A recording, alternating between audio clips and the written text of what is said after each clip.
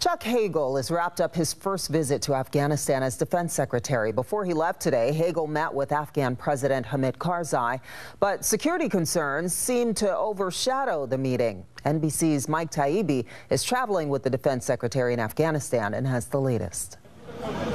Security concerns were listed as the reason for the cancellation, at least from the U.S. side, and Pentagon spokesman George Little, the presidential palace of Hamid Karzai, said it was a unilateral decision to cancel by the U.S. In any event, it's also a fact that the cancellation was announced only hours after Karzai made additional critical comments aimed at the U.S., saying the U.S. and the Taliban were working together against Afghan interests.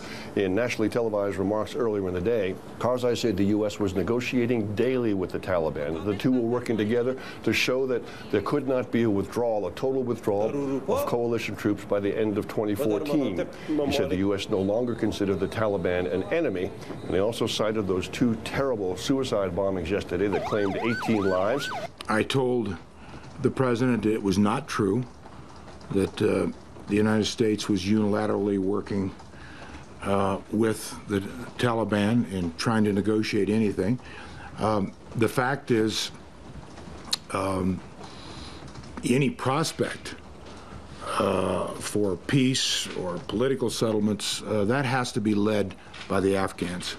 One of the blasts within hearing distance of where Secretary Hagel was undergoing a briefing at the time, as proof that the two were trying to demonstrate that those forces could not leave by the final drawdown date at the end of 2014. Both the Taliban and the head of coalition forces, U.S. General Joseph Dunford, rejected those comments unequivocally. Dunford said, "We have fought too hard and too long and lost too many lives over 12 years to think that violence and instability are to our advantage."